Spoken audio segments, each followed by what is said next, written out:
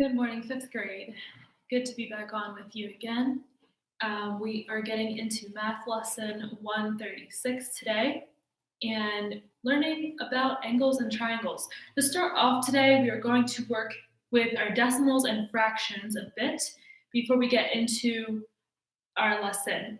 I'm going to show you a card that has a decimal on it, and I would like you to write the decimal that I show as a fraction. So you're going to need a blank piece of paper for this and your pencil. Get ready to write the decimal that is shown as a fraction.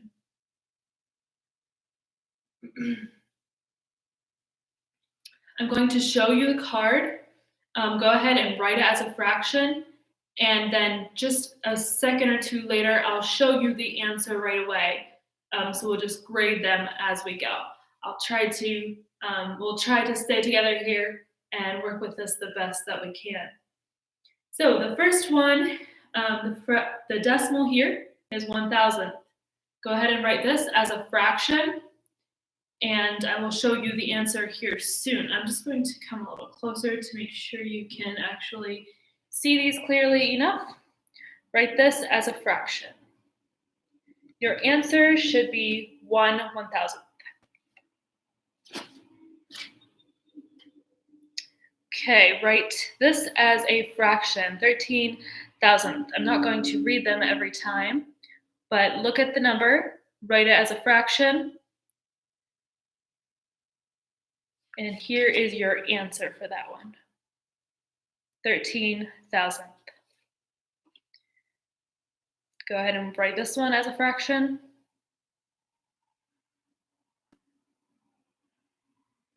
And here is your answer, 139,000th. Write this decimal as a fraction.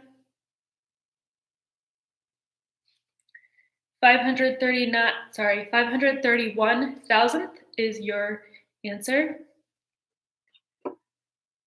Write this decimal as a fraction.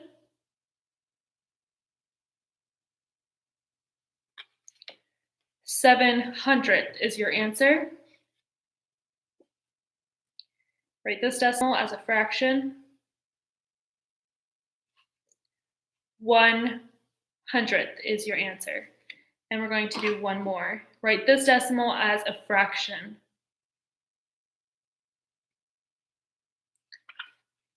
One-tenth is your answer for that. Very good. Thank you for working with that. We're going to go over our geometric shapes that we learned yesterday. First of all, I would like you to turn back for just a bit to yesterday's lesson. These shapes and terms that we have learned about, again, are very important to remember for our future lessons.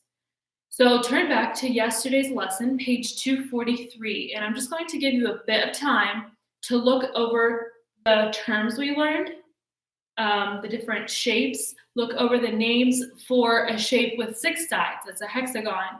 A rhombus is when you have parallelogram with 4 congruent sides, 4 sides that are the same.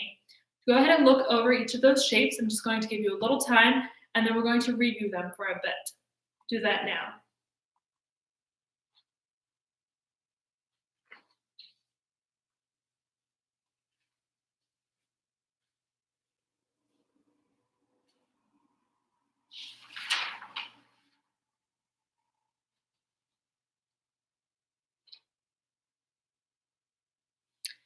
Okay, turn back again, turn to page 241, and look over the terms we learned on page 241, the geometry terms.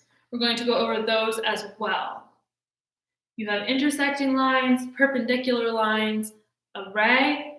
What is the definition of each of those? What are each of those? Look over those terms for a bit.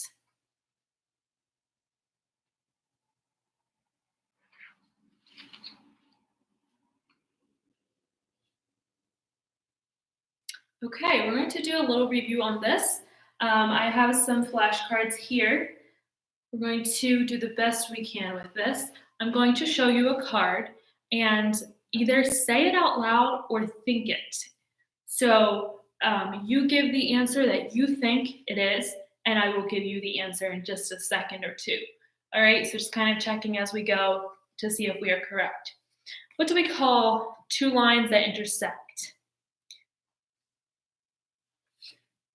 Perpendicular lines.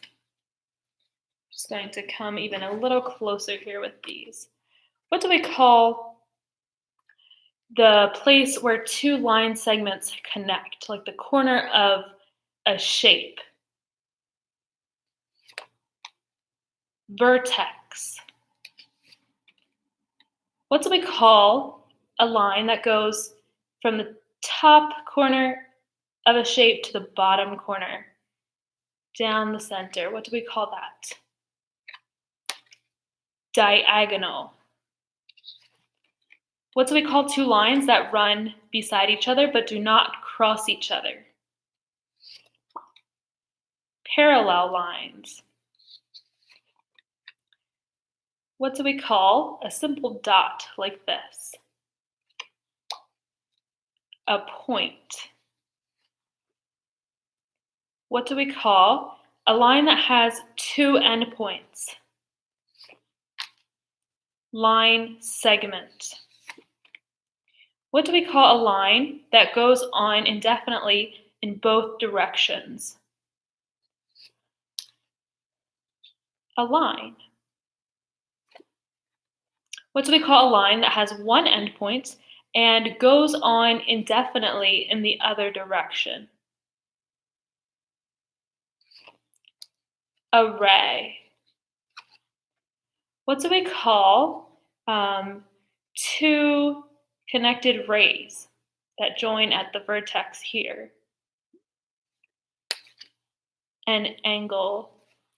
And what do we call this? Two lines that cross each other. Intersecting lines. Let's go over our shapes that we learned. First of all, what do we call a figure like this? Now, possibly there could be more than one name for that, but can you think of the term we would have called this by what we learned yesterday? Simple closed curve. What do we call two shapes that are the same shape, but they're not quite the same size? These are triangles, of course. Congruent means same, so they're not congruent. Similar triangles. Save this one for soon. What do we call a okay, so what do we call a shape that has 6 sides? Now that is a hexagon, the name they have for this one. What else is something that we call a shape that the lines, it's made of line segments that never intersect each other? A polygon. Remember, the name of a shape like this that has no intersecting lines is a polygon. And in this case, this is also a hexagon because it has 6 sides. When both opposite sides run parallel, these are parallel, these two are parallel, what do we call that? Parallelogram. What do we call this shape? Rectangle. I hope you knew that one. What about this one? A square. What do we call a shape with two opposite sides that are parallel? And the shape is congruent. Now, congruent means all the sides are the same, and that is rhombus. It's like a parallelogram, but on parallelograms, not all the sides are congruent. What do we call a shape that has two sides that are parallel, but the other two sides are not parallel to each other? That is called a trapezoid. What do we call a shape with 5 sides? Pentagon. A shape with 6 sides. Hexagon. What do we call a shape with 7 sides. A heptagon. What do we call a shape with 8 sides? An octagon. And what do we call 2 shapes that are the same shape and the same size? In this case, triangles. Congruent triangles. Congruent means the same. Very good. Okay, let's get into our lesson for today. First of all, in our lesson today, if you look at the board, look closely here, you can see I have 2, what we would call, from what we learned, angles. Here are 2 angles. Now, which of these 2 angles is greater? Which one would you say is greater? This one or this one? Now, you may say that this one is greater simply because you can see it's larger. But the size of an angle does not go by how long the rays are, okay? It does not matter if the rays are this long or if they are this short. That does not matter. Rays, since they are rays, they go on forever, okay? So you could draw this going on forever or going on a lot longer. Same for here. That does not tell you the size of the angle. Now, the size of the angle goes by how big, kind of how largely the mouth is open. That's the best way I can think of to describe what we mean when we say that. So this angle, the size of this angle depends on how large, if you draw your lines like this and like this is a greater angle than something like this when the lines are drawn closely together, okay? So in this case, they are about the same. They're supposed to be the same. So these 2 angles are the same size. It does not matter how long these rays are. It just matters how wide the angle is open. So if you go like this with your hand, you're making an angle. And the smaller you have your hand, the smaller the angle is, and the more you open that up, the larger the angle is. It doesn't matter how big your hands are, like how big the rays are. It just matters how much you have it open, like how far open these angles are. That's what tells you how big an angle actually is. So go ahead and put your palms together like this and make an angle, okay? So you can make a small angle, you can make a larger angle, okay? Now that determines the size of the angle, not how big or small your hands are. So again, when we have 2 angles with the same, what we call the size of an angle, we measure them in degrees, okay? Now this is not temperature, but we call them degrees, and we write it with the same symbol as we do the normal degree sign, like the degree symbol, if you can even see that from where you are. So angles that have the same number of degrees, angles that are open the same amount, like these 2, are congruent angles. Remember, congruent means same.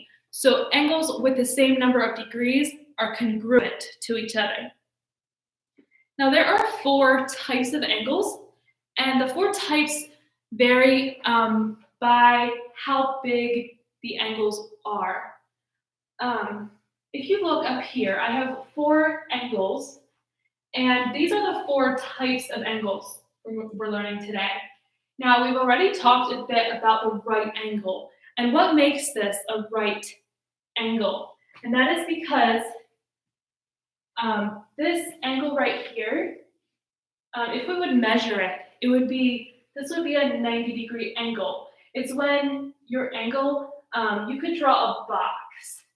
It's the size that you would need. You could finish this out and draw a box, okay? So again, if you would have an angle like this, you cannot draw a perfect square with that. But whenever you have an angle like this, goes straight up and then straight across, that is a right angle. So to demonstrate a right angle, we just draw a little box in the corner. When you see a little box like that, it means that it's a right angle. Now, next of all, we have, so we learned a right angle, we call this 90 degrees, okay? The next kind of angle is an acute angle. Acute, can you say that? Acute angle. Now, an acute angle is called acute because it is a smaller angle than the right angle. So if you put your hand open to the size of a right angle, it will be about like this. Now, if you come over to the acute angle and you close your hand, you match this acute angle here. So you can see that an acute angle is smaller than a right angle. So angles that are less than 90 degrees, we call them acute angles. Now the next kind of angle is an obtuse angle. And obtuse angles are called obtuse because they are greater than 90 degrees. So again, if we measure this with our hand, and we come over here, we have to open our hand almost farther than we can even go to measure the obtuse angle. So whenever we have an angle open farther than a right angle, or measuring more than 90 degrees, that is called an obtuse angle, okay? Now we also have a straight angle. And what can you see about this straight angle? It's straight, right? It's just a straight line. It doesn't curve like this. It doesn't close, really. And it doesn't open this way. It's just straight. So we just call that a straight angle. Now, when we have, we've been talking about triangles a bit as well. And I'm just going to move over here. We're going to focus on them for a little here. So if we have triangles, if you look at a triangle, can you see that there's an angle on this triangle? This is a right angle. Can you see here is also an angle? And this right here is also an angle, okay? So a triangle, when we write a triangle, we're actually writing three angles. This is an angle, this is an angle, and this is an angle, okay? Here's another triangle. You can see this is an angle, here's an angle, and here's an angle. Now, all of the angles, if you would measure the angle, this angle here, and this angle, and this angle, they would add up to 180 degrees, okay? So any triangle, if you measure all three angles and you add them together, they're going to equal 180 degrees. This one again would measure 180 degrees. And if you would measure the three angles on this triangle, they would also measure 180 degrees. Now, we have three kinds of triangles here as well, and I have the name with them. The first one is a right triangle. Do you have any guesses on why that could be a right triangle? Now, if you remember what we learned about right angles, you can see this right triangle has a right angle, and it's called a right triangle because it has a right angle. Fairly simple answer there. Now, if you look at this triangle here, can you see that two of the sides are the same, okay? So two of these angles measure the same. So because it has two sides that are the same, it's called an isosceles triangle. Last of all, we have an equilateral triangle. Now, if you would measure this angle, and this angle, and this angle, it would all be the same. It's because each side is the same length. So when you have a triangle with three sides of the same length, it's called an equilateral triangle. Let's just go over these terms a little bit. These are new. We kind of dove into a couple concepts here at one time. So give yourself time to learn them, but let's just review them for a bit here. First of all, we have two angles that are the same are congruent angles. When we have an angle like this, that's called a right angle. An angle less than 90 degrees is an acute angle. An angle more than 90 degrees is an obtuse angle. And this is simply a straight line, and that's called a straight angle. Now, when we have a triangle with a right angle, we call that a right triangle. We have a triangle with two sides that are the same. We call that an isosceles triangle. When we have a triangle with three sides that are the same, we call that an equilateral triangle. Okay, you're going to do a lot of work with these in your lesson today. Do your best, refer back to the top of the page if you need to. Be patient with yourself. We dove into a couple different things today, so give yourself time to learn these terms. Study the chart if you feel like there are some that you're struggling with. And if you have any questions, please let me know. Thank you for listening.